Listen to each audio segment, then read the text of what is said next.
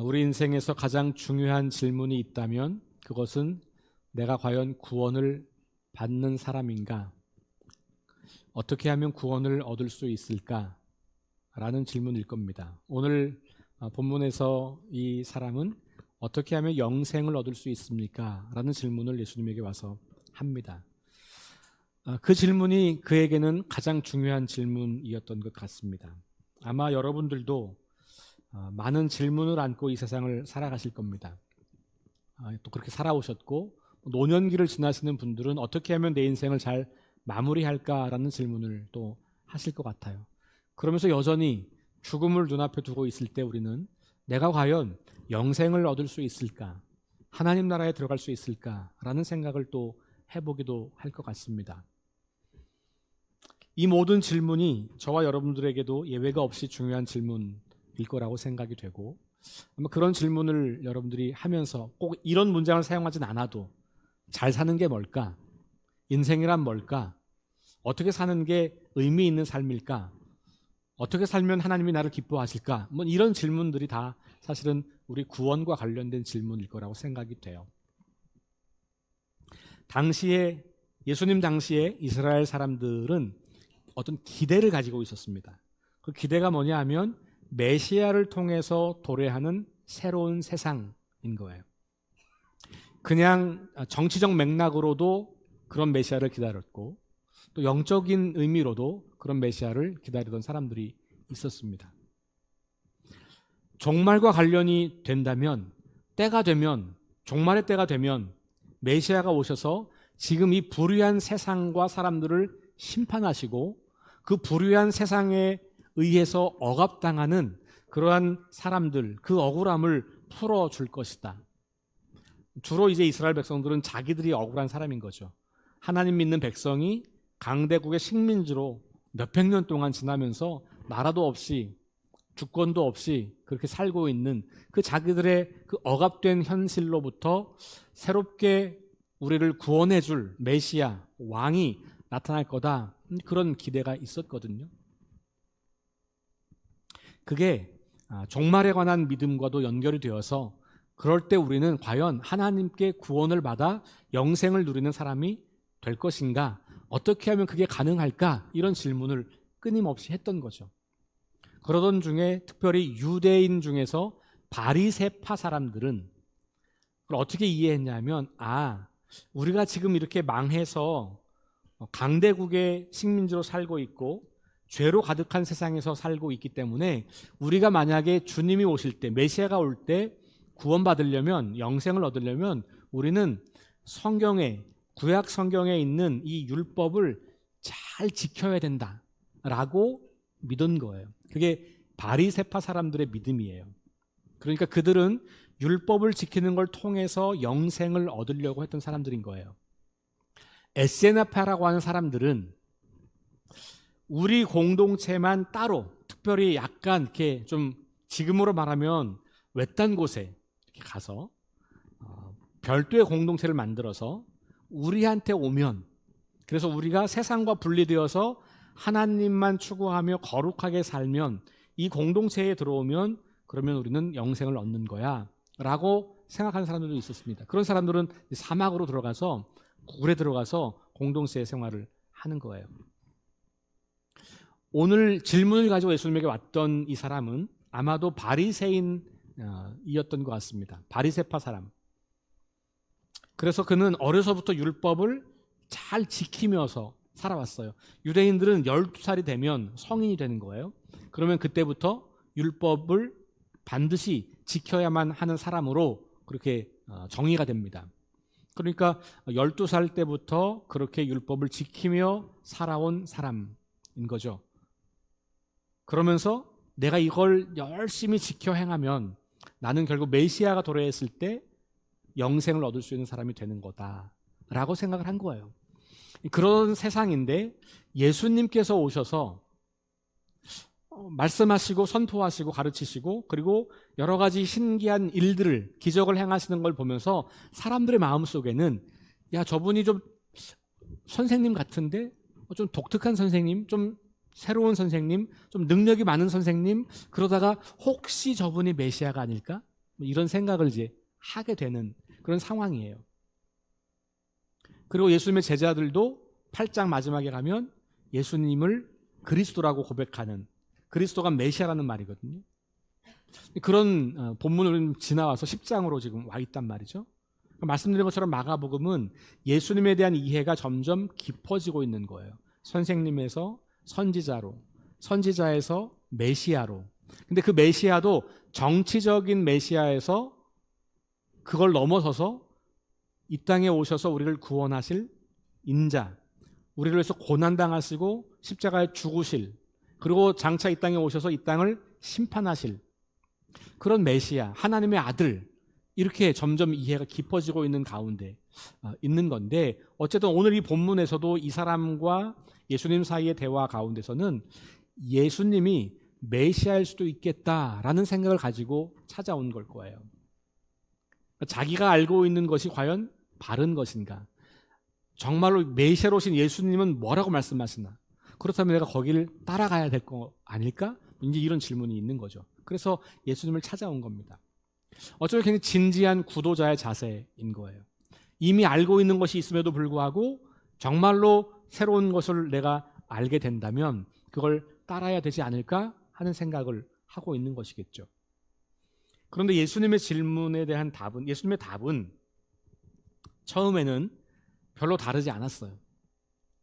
예수님께서 뭐라고 말씀하시냐면, 일단 처음에는 선한 분은 하나님밖에 없다, 나에게 선하다는 말을 붙이지 마라 라고 하는 말씀을 하시고, 왜냐하면 이 사람은 자기 스스로가 율법을 잘 지키는 선한 사람이라고 인정받고 싶은 거거든요. 예수님은 그걸 간파하신 거예요. 그러니까 선하다는 말은 하나님께만 붙일 수 있는 거다, 이렇게 말씀을 정리해 놓고, 그리고 나서 네가 알고 있는 게 뭐냐? 율법을 지키는 거 아니냐? 그러면서 그 율법을 몇 가지를 열거합니다.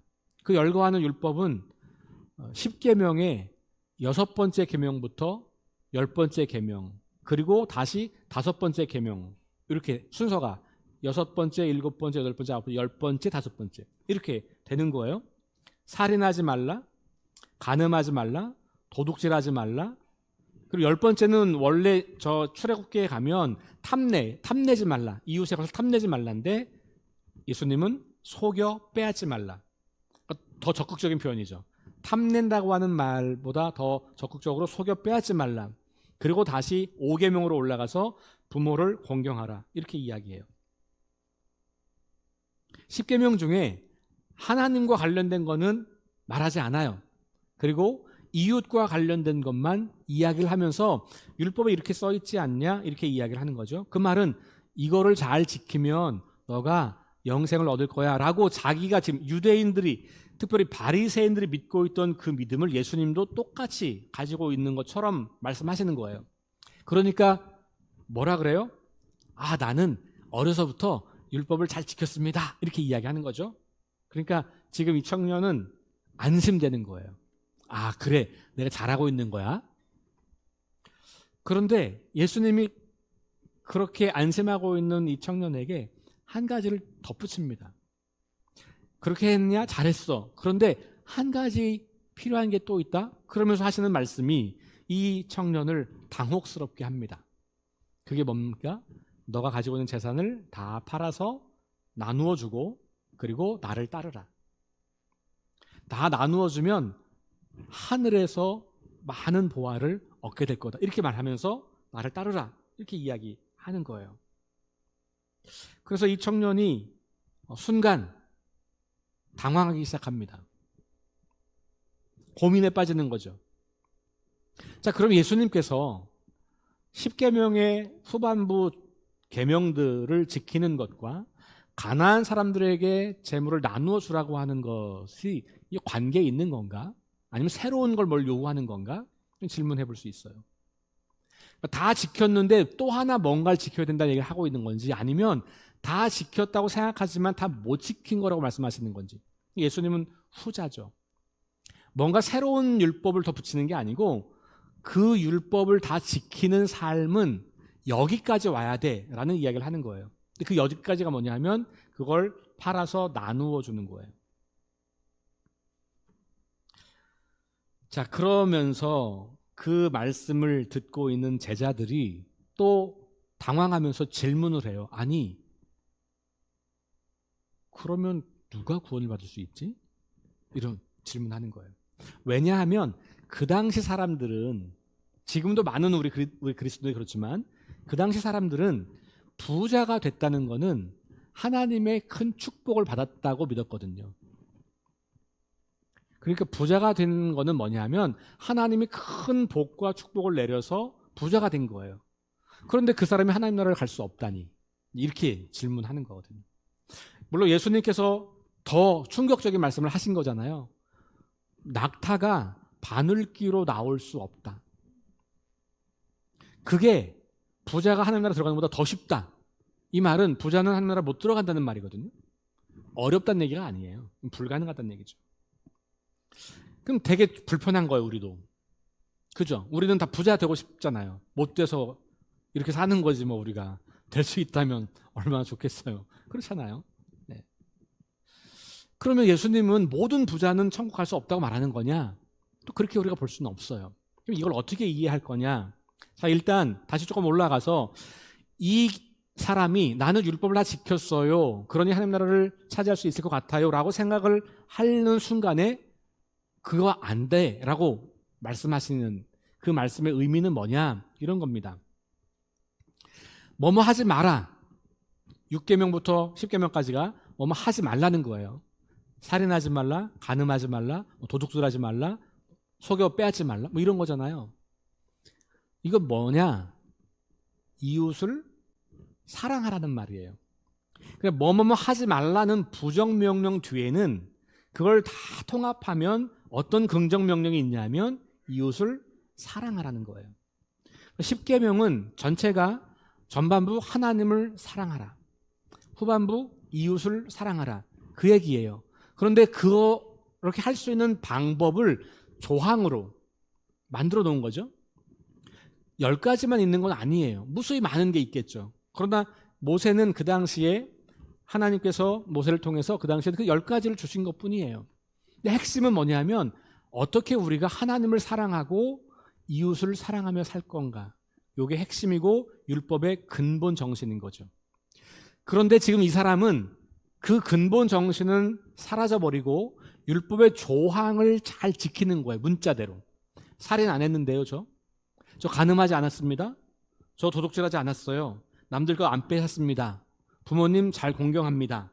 그러니 저는 됐죠. 이렇게 말하고 있는 거예요. 예수님은 야, 그 말씀이 아니고 이웃을 사랑하라는 얘기야, 적극적으로. 이렇게 말씀하신다는 거예요. 그러니 이 사람은 자기가 율법을 잘 지켰다고 말하지만 예수님은 율법을 잘 지키는 것처럼 보이긴 하지만 율법의 근본 정신을 망각하고 있어 라고 말씀하시면서 재산을 팔라고 한 거예요. 왜 이 사람에게 재산을 팔려고 했냐? 이 사람은 재산이 많은 사람이었고 본문에는 명확하게 나와 있지는 않지만 이 사람의 세계관, 이 사람의 가치는 돈이 내 삶을 행복하게 만든다고 생각하고 있는 거예요. 돈이 인생에 가장 중요한 거라고 생각하는 거예요. 돈이 중요하죠. 우리 삶을 편리하게 만들죠. 그러나 그것이 우리를 진짜 행복하게 만드냐는 다른 질문이에요. 편리한 것과 행복한 건 다릅니다. 물론 편리하고 안정적으로 살면 거기에 행복이 어느 정도 채워지는 것은 분명한 사실이에요. 그리고 우리 모두는 어느 정도의 기본적인 경제력이 있어야 삶을 살아갈 수가 있어요. 맞습니다. 그럼에도 불구하고 돈에 우리 인생을 다 거는 것은 바람직하지 않다는 얘기죠. 바람직하지 않은 정도가 아니라 하나님께서 원하는 게 아니라는 거예요. 예수님께서 말씀하시면서 하나님과 대등한 가치로 올려놓고 비교하는 게 없어요. 다 하나님보다 아래잖아요. 그런데 한 가지를 하나님과 대등한 수준으로 높여놓고 이야기하는 게 있어요. 그게 뭐냐면 재물이에요. 하나님과 재물을 겸하여 섬길 수 없다. 그러면서 사람이 두 주인을 섬길 수 없다. 이 주인을 섬기는 동시에 다른 주인을 섬길 수 없다. 그리고 나서 한 말씀이 사람은 하나님과 재물을 겸하여 섬길 수 없다 이렇게 이야기하는 거예요. 그러면 하나님이 우리 인생의 궁극적 가치냐 아니면 돈이 우리 인생의 궁극적 가치냐, 이 두 가지를 우리는 선택해야 된다는 거죠. 이 부자는 겉으로는 굉장히 종교적인 사람이었어요. 그래서 율법도 잘 지켰어요. 그런데 예수님이 보시기에는 아주 심각한 결함이 있는데 그게 뭐냐 하면 돈, 재산, 부, 이것을 하나님보다 더 높은 가치에 두고 살았다고 보신 거예요. 어떻게 그걸 알 수 있습니까? 마지막 결론은 뭐예요? 이 사람은 근심하고 돌아가잖아요. 그 말은 그건 아닌 것 같은데요? 이런 말이죠. 영생 그거 아무리 좋아도 돈과는 바꿀 수 없죠? 이런 얘기잖아요. 자, 그러면 그리고 난 다음에 이제 그 아까 말씀드렸던 낙타와 바늘귀 비유를 들려주시면서 부자가 천국에 들어가기가 얼마나 어려운지 이렇게 말씀하시는 거거든요. 왜 어려운가요? 돈이 많아서 어려운 게 아니에요. 뭐 때문에 어려운 거예요? 돈이 하나님보다 위의 가치로 올라갈 가능성이 높기 때문에 그런 거예요. 만약에 부자이지만 내가 갖고 있는 재산보다 하나님을 더 높은 가치에 두고 이 재물을 하나님을 위해서, 이웃을 위해서 사용하는 부자라면 하나님 나라에 들어가는 것이 문제가 되지 않을 겁니다. 그러니까 부자기 때문에 이런 말이 아니라 그 부가 인생의 목적이 되고 행복의 가장 중요한 근원이라고 여기고 사는 것, 그것 때문에 그렇게 말씀하시는 거예요. 그래서 예수님은 두 주인을 섬길 수 없다 이렇게 이야기를 하는 거고, 바울은 예수님의 이 말씀을 이어받아서 이렇게 우리에게 경고합니다. 부자들에 대한 경고를 바울이 하고 있어요. 디모데전서 6장 9절과 10절을 보면 이렇게 말합니다. 부하려 하는 자들은, 부자가 되고 싶은 자들은 이런 말이에요. 시험과 올무와 여러 가지 어리석고 해로운 욕심에 떨어지나니 곧 사람으로 파멸과 멸망에 빠지게 하는 것이라. 돈을 사랑함이 일만 악의 뿌리가 되다니 이것을 탐내는 자들은 미혹을 받아 믿음에서 떠나 많은 근심으로써 자기를 찔렀도다. 여러분, 오늘날 이 세상에서 사람들이 망가지고 무너지고 파멸하고 멸망에 이르게 되는 것에 거의 대부분이 뭐예요? 돈과 관련돼 있잖아요. 그놈의 돈 때문에 사람을 해치고 심지어는 가족도 해치고 속이고, 그러니까 결국 이 땅에서 일어나고 있는 거의 모든 종류의 파멸의 이야기의 끝에는 뭐가 있어요?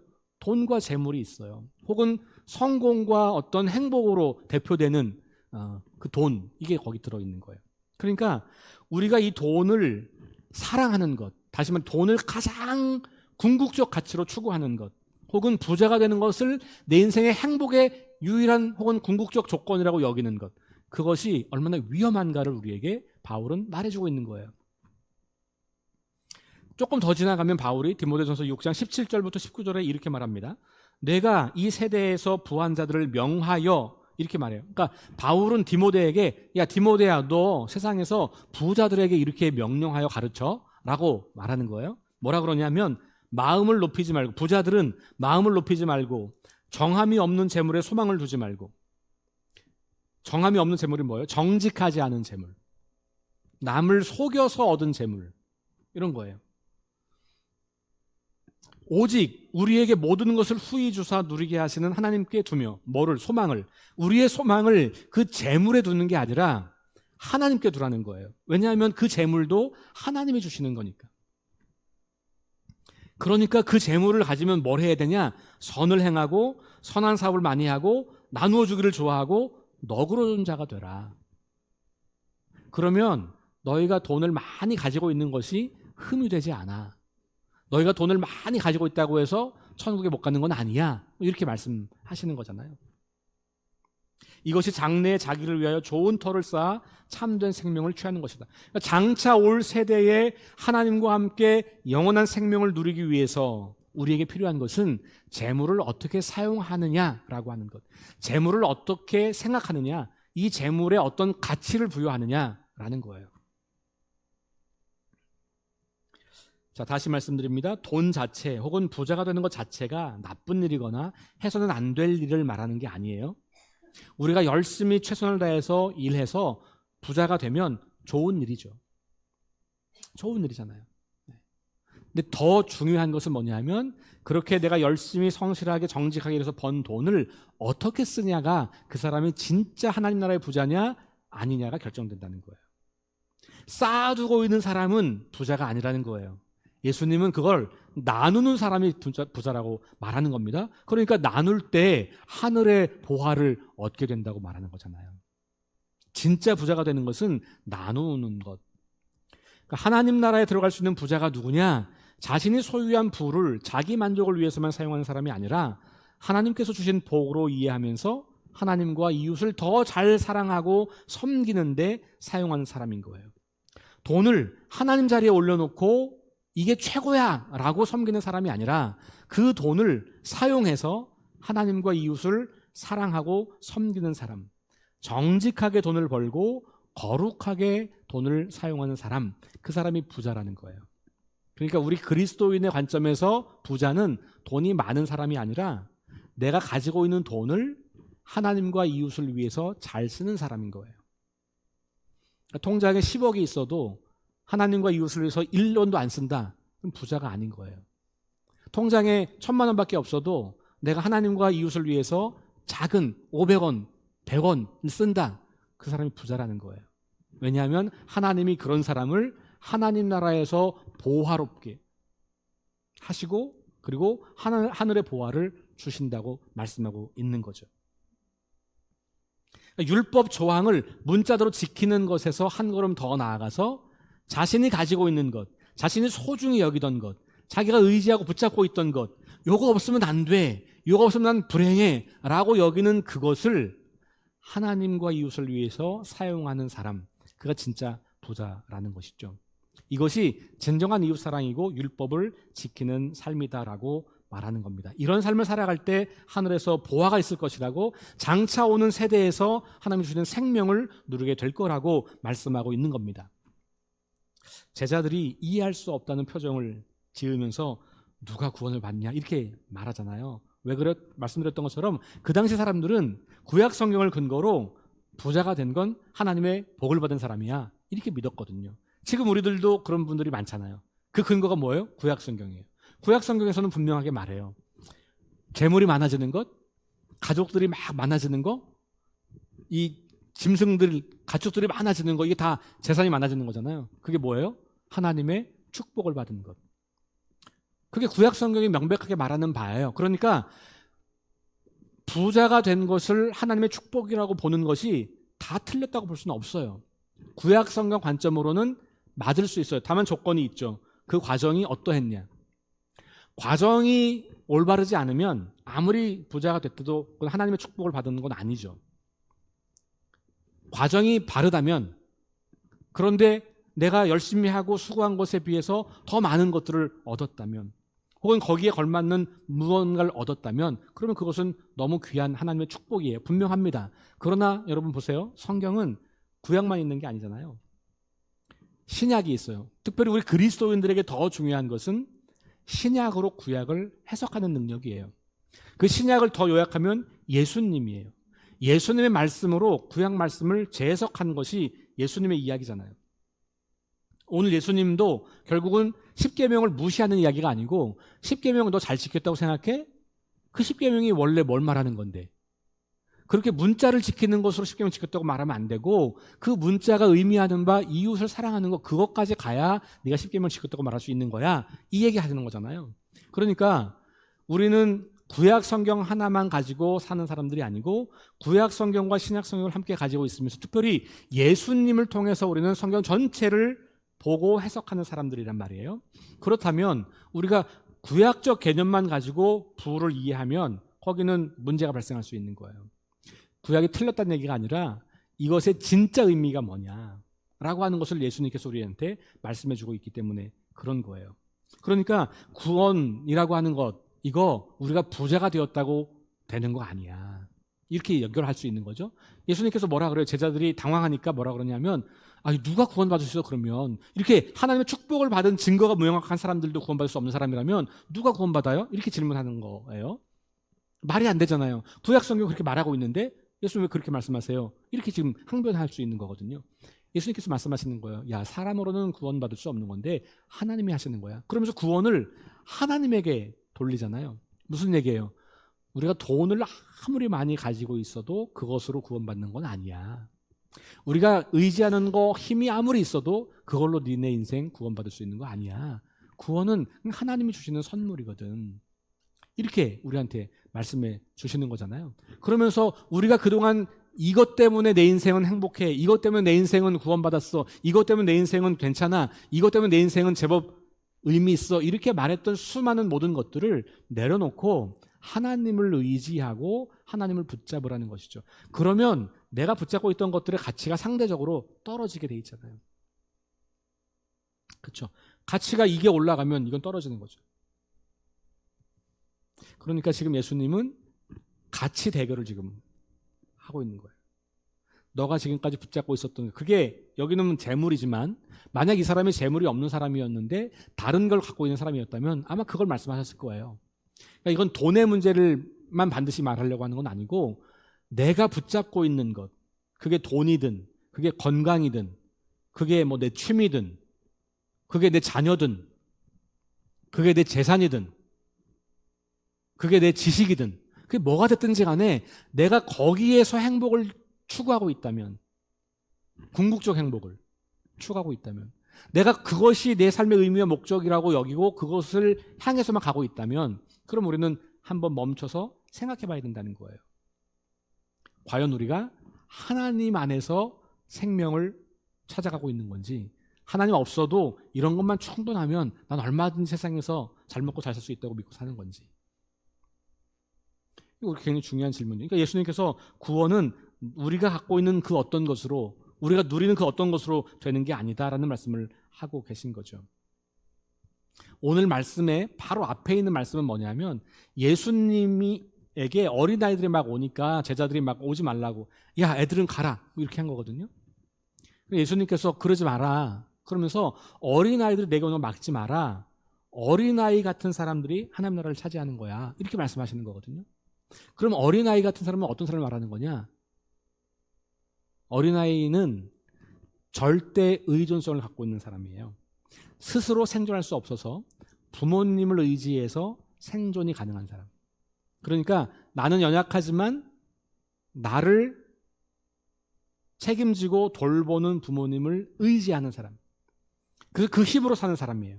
그런 사람이 하나님 나라 간다는 거죠.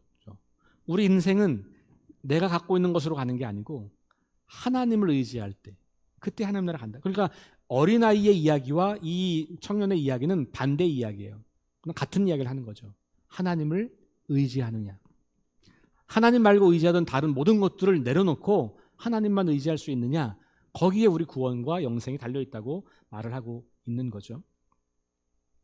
자, 그렇다면 영생 혹은 구원 혹은 하나님 나라, 이거 자기 힘이 아니라 하나님이 주시는 것임을 진짜 믿을 때 하나님께서 주시는 건데, 그렇다면 이 믿음은 자연스럽게 내가 가지고 있는 것이 무엇이든지 간에 이것을 잘 활용하는 데 관심이 있는 사람인 거죠. 그걸 청직이라고 말하기도 하는 거예요. 청직이. 제가 우리 헌금기도 할 때마다 이게 우리 게 아니라 하나님의 것인 것을 고백하는 믿음으로 드립니다. 우리 기도하잖아요. 그게 우리 모두의 기도이고 믿음이란 말이에요. 청직이. 어떻게 주님이 나한테 맡기신 것을 가지고 내 거라고 생각하지 않고 주님의 뜻을 위해서 잘 쓸까? 여기에 중요한 질문이 있는 거거든요. 그러니까 얼마를 가지고 있느냐 이게 아니라 내가 가지고 있는 것을 어떻게 사용하느냐가 진짜 부자인지 아닌지가 나타나는 거고, 지식도 마찬가지예요. 제가 우리 한국 사회에서 가장 싫어하는 말 중에 한 가지가 배워서 남 주냐는 말이에요. 배움은 남 주려고 하는 겁니다. 그래야 진짜 배움인 거죠. 내가 공부해서 나 혼자 잘 먹고 잘 살려고 하는 게 아니죠. 이 세상을 유익하게 하는 게 그게 배움이고 지식인 거란 말이죠. 그런 거예요.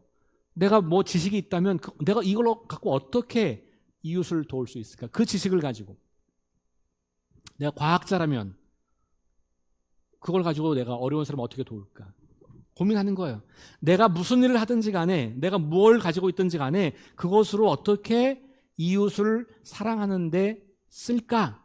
이 질문이 결국은 주님께서 우리한테 말씀하시는 바죠. 예수님 찾아온 이 사람이 구약성경에서 제시하는 율법의 조항을 문자적으로 지켰다고 말하면서 나는 영생을 얻을 자격이 있다고 생각했지만, 예수님은 그 소유를 다른 사람을 위해 사용하지 않고 자기만을 위해서 쌓아두고 사용하는 것은 율법의 근본 정신인 이웃사랑을 행하지 않는 것이라고 본 거예요. 그러니까 당연히 영생에서 거리가 멀다고 보는 거죠. 그 당시 유대인들의 관점에서 볼 때 영생을 얻을 수 있다고 했던 그 이야기가 예수님은 똑같은 걸 보면서 넌 안 되겠다 이렇게 말씀하시는 거예요. 그러니까 겉으로 드러난 모습이 아니라 우리의 가치, 체계, 우리의 신념, 우리의 믿음, 그리고 그것이 어떻게 나타나는가, 이것이 굉장히 중요하다는 겁니다. 예수님께서 이 청년에게 가진 걸 다 팔아서 나눠주고 나를 따르라고 말씀하셨습니다. 지금까지 따르던 것, 지금까지 신뢰하던 것, 지금까지 붙잡고 있던 것, 요거 아니면 안 돼, 내 인생 이거 아니면 망해 라고 했던 것, 거기서 돌이켜서 예수님을 따르라고 하는 거예요. 이거는 재산 다 버리고 목사 되라는 얘기가 아니에요. 그렇게 자꾸 해석하는 이단들이 많잖아요. 그러니까 재산 다 팔라고 하는, 그게 아니고 가치를 어디에 두냐의 문제라는 거예요. 내가 가지고 있는 것을 버린다는 말을 문자적으로 다 이런 말이 아니고, 여기에 그동안 두었던 가치를 내려놓고 하나님께 내 가치를 드리는 것, 가치의 전환이 이루어지는 것, 이게 회심인 거고, 이게 믿음을 갖게 되는 거고, 그럴 때 우리는 하나님 나라 백성으로 살게 되는 것이죠.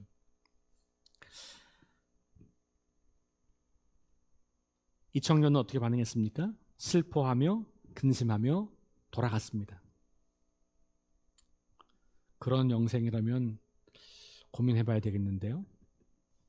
내가 가지고 있는 것을 다 포기하라면, 그러면 좀 고민을 해볼게요. 저는 그런 태도도 필요하다고 생각해요. 고민해야죠. 그래서 고민을 하고 그러다가 결국 내가 결단을 하는 순간이 올 겁니다. 그래서 이 청년이 나중에 어떻게 됐는지는 잘 모르겠어요. 그런데 고민을 했다면 아마 이 사람도 영생에 이를 수 있는 기회가 분명히 있을 거라고 저는 봐요. 오늘 우리들은 그런 고민조차를 하지 않기도 합니다. 내가 그동안 믿어왔던 것, 내가 그동안 알고 있었던 교리, 내가 그동안 오랫동안 수십 년 동안 해왔던 믿음의 형태, 이것으로만 우리는 만족하고 뭔가 새로운 것들을 제시하려고 할 때 그걸 끊임없이 거부하게 되죠. 왜냐하면 불편하니까. 당장 불편하거든요. 근데 우리는 그 불편함을 감내하는 사람이어야 돼요. 오늘 말씀에 좀 해석하기 어려운 본문이 있는데, 그게 뭐냐면, 그렇게 나를 따르면 너희가 이 세상에서 100배나 되는 복을 누린다. 그러면서 뭐라 그래요? 그 가족, 형제, 자매, 가족들도 100배나 된대. 이게 문자적으로 해석이 안 되죠. 그죠? 새로운 가족이 생긴다는 거예요. 믿음 안에서, 그리스도 안에서, 하나님 안에서, 하나님 나라의 사람들과 함께 살아가는 새로운 가족들이 생긴다는 말이기도 해요. 근데 그것과 더불어서 뭘 말하냐면, 근데 박해도 받을 거야, 이렇게 말해요. 박해도 받을 거야. 주님을 따르면 박해를 받는다는 거예요. 불편한 거죠. 저와 여러분들이 불편한 것을 극도로 싫어하잖아요, 오늘 우리들은. 근데 예수님을 따를 때 우리는 이 세상에서 좀 뭔가 불편한 일을 경험할 수 있고, 그게 크게 가면 박해까지 가는 거죠. 적어도 우리 한국 사회에서는 예수님 따른다고 박해받을 건 아니에요. 손해를 좀 많이 볼 것뿐이죠. 불편함을 좀 많이 감내해야 되는 것뿐이죠. 어쨌든 자, 우리가 가치를 어떻게 전환할 거냐, 이거예요. 그러니까 우리는 종교 행위를 열심히 하는 것, 성경의 문자를 그냥 그대로 따르는 것, 그것으로 우리가 하나님의 백성이라고 생각하는 것이 아니라, 그것을 넘어서서 예수님을 통해서 늘 우리는 성경을 해석하고, 예수님의 관점으로 세상을 바라보고, 예수님의 안목으로 우리 자신을 바라보면서 예수님께서 말씀하시는 하나님 나라, 그분이 선포하시는 그 하나님 나라는 과연 어떤 것인가를 바라보면서 거기에 가장 큰 가치를 두고 살아가는 것, 그걸 지금 주님은 우리에게 말씀하고 있는 겁니다. 돈, 명예, 성공, 쾌락, 인간관계, 건강 이런 것들은 우리를 일정 부분 행복하게 해줍니다. 잠시 행복감을 주는 게 맞아요. 그래서 이런 것들이 우리한테 필요한 것들입니다. 그럼에도 불구하고 이런 것들이 우리의 인생을 궁극적인 행복으로는 안내할 수 없다. 그 궁극적인 행복은 하나님 안에 있을 때 누리는 것이다 라고 하는 것이고, 그 하나님 안에 살아가는 삶은 자연히 우리가 가지고 있는 것들을 가지고 어떻게 하나님과 이웃을 사랑하는 데 쓸까를 고민하는 것으로 연결되는 거죠. 그것이 주님을 따르는 인생이라고 하는 겁니다. 저와 여러분들이 이제 주님을 따르기로 결심하고 하나님 나라 백성으로 살기로 결심한 사람들인데, 가치의 전환이 정말 이루어졌는가를 좀 질문해 보시면 좋겠어요. 나는 뭘 가장 중요하다고 여기는가? 내 인생에 가장 중요한 게 정말 하나님인가? 하나님 나라인가? 구원인가? 아니면 그런 건 없어도 내가 여기서 그냥 잘 먹고 잘 살면 돼, 그건가? 정직하게 대면해 보시고 하나님 말씀 앞에서 우리 자신의 삶을 다시 점검하고, 필요하다면 회심하시고 필요하다면 주님의 뒤를 걸어가는 결단을 하시면서 그리스도인의 삶을 계속해서 이어가는 저와 여러분 될 수 있기를 주의 이름으로 축원합니다. 우리 다